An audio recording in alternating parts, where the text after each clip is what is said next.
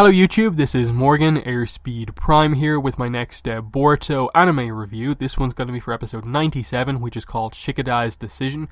And this was, I thought, a very fun episode, obviously Shikadai focused, with actually a little bit of Denki thrown in there to kind of act as, I suppose, the catalyst for kind of helping Shikadai really form his decision. But also some somewhat interesting stuff with, I suppose, the Nara clan, Shikamaru, as well as Tamari, in that I think this episode really tackled something that was very interesting with Shikadai, in that he seemed like, of all of the characters, to be the most heavy sort of almost like clone of his father, and it didn't really seem like there was that many aspects of Tamari in there like at all.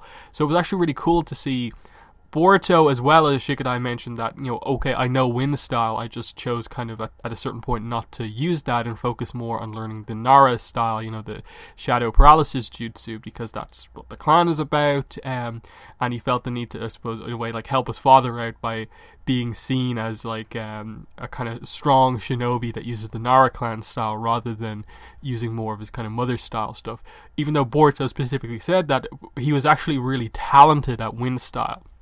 So by the end of the episode, the result, obviously, of this is that he chooses not to be a politician and now is going to properly learn and invest time into learning wind style, as well as developing his shadow paralysis jutsu. Because the whole reason this episode happens, basically, is because Shikadai in missions begins to sort of force things by trying to, I suppose, really quickly advance his shadow paralysis jutsu during missions, and this causes problems to happen on the missions, and we find out that that's because Enshu, the elder of the Nara clan, came to Shikamaru and was kind of putting pressure on either Shikamaru to kind of go into politics or just change something, or else Shikadai would have to do it. And we see that ultimately Shikadai partly makes this decision because of, yes, the issues that are sort of going on with just the issues that he's causing for his team with the jutsu, and then to also sort of help out his father, that to sort of solve these sort of political issues going on within the clan, he's gonna, in a way, like, take the hit, and he kind of feels that, okay, I'll do this if I have to.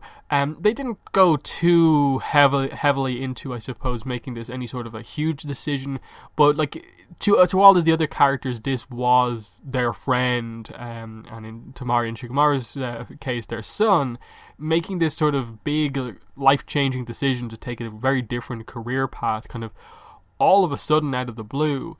And I like the way Shikamaru kind of tackled this, and just like, okay, if that's your choice, but first talk about it with your friends, and if you still feel that way, then sure, we'll just go ahead with it. And he tells all his friends, and it's actually Denki and him, I suppose, meeting Denki, that's actually the thing that really kind of changes everything, in that like they kind of do this whole thing where, like, Denki ultimately is in a sort of similar position, or at least Shikadai kind of feels that way, that do you not have the pressure of, like, feeling that you're eventually going to be the president of this company someday, but it's something Denki actually really wants to do. He wants to be a shinobi, but he also wants to be a very good president of this company someday, and that's why he chooses to specifically, play a pretty big role in, this wind turbine facility that the action towards the end of the episode happens in. And I suppose it just kind of shows Shikadai that, like, he can stick to his own decisions and do what he wants to do, and he doesn't have to be forced into doing anything else. He can choose to take any different paths, and anything that he does that improves himself will, help him out. Again, like, there wasn't, I think, too heavy of a message, but for Shikadai, it was, you sort of saw the idea of just kind of learning from Denki and, like, his situation, that he doesn't have to, basically almost like sacrifice, like, what he wants in life just to help out his father. And so the decision that, like, immediately after this is that, no, I don't need to be a politician, but what I'm going to do is make the Nara clan look better by, yes, developing shadow paralysis jutsu, but also using wind style as well to sort of represent both sides of his family and just enhance his moveset overall. The other thing to talk about, I suppose, is the actual wind style scene that he uses. They kind of give a little bit of a technical explanation of how the wind turbine works, and there's one specific one that isn't spinning at the moment, and if they can get that to spin, they can stop this kind of energy backup, and this energy backup is happening because of the sort of accident that Shikadai sort of caused earlier on in the episode. So that was kind of nice kind of plotting that it kind of finally breaks down here, and he has to sort of solve his own issue. And he does that not through using shadow paralysis jutsu, but by using wind style. And it's a really powerful wind style. He just kind of, does the wind style, and it's both palms just basically spraying air out really, really powerfully. And even though you could sort of tell that like there wasn't tons of technique behind it or anything like that, in that like it was just like, okay, to do wind style, and here's the really obvious just throw a bunch of wind out jutsu. But he maintained it fairly well and actually got the turbine moving, and then in the end actually managed to save Denki using the shadow paralysis jutsu. So showing that like he does actually have skill in both, and while it seems like he's not progressing as quickly down the shadow path, it's still something that he is developing. So all of that came together to just make for, I think, a very nice, solid episode developing Shikadai. It's always nice to get to see more of Shikamaru as well as Tamari. And if we get an episode of, I suppose, Shikadai learning wind style, I think that would be really, really cool. Like, do I expect Shikadai to suddenly start bringing a fan into battle with him?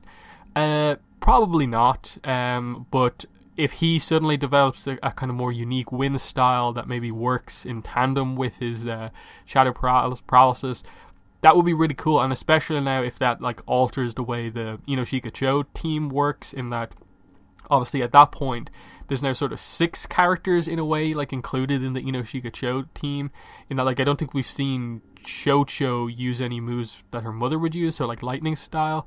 But like we see Inojin is capable of doing both the kind of mind transfer as well as the stuff that Sai does. So that's interesting. That team is actually becoming fairly unique at this point, and if they come up with some really clever kind of in tandem moves, like using the non-Shikacho influence, that would be really cool. Of like wind style combined with like lightning style combined with like the mind transfer. There could be some fun stuff that, because these characters are all sort of like influenced by both of their parents, but we'll have to wait and see on that. But yeah, there's some nice enough stuff with that. Enchu is just kind of meant to be that kind of annoying character who cares more about politics than anything, and just cares about how the clan looks, and he's kind of saying that like, oh, there's pressure on Shikamaru, but he still acts pretty calm and cool throughout all of this, and he's just more annoyed that Enshu is constantly at him the entire episode. So it was clear that the family doesn't particularly like him. In general, like Naruto has this kind of thing with a lot of the like elder characters where they are just meant to be kind of nuisances to the current batch of leaders. But yeah, solid episode. Next week's episode looks interesting. Team 7 teaming up with Team 15. That's actually going to be cool to see if like we get to see Namida. We get to see her use her kind of new jutsu that she kind of learned previously. That'll be cool if they kind of really heavily reference that. But yeah, that'd be cool. Hopefully Namida gets a chance to shine. Sumire, there should be some fun interactions, but we'll have to wait and see exactly what happens next week. But yeah, that's been the video. Thanks for watching, and bye.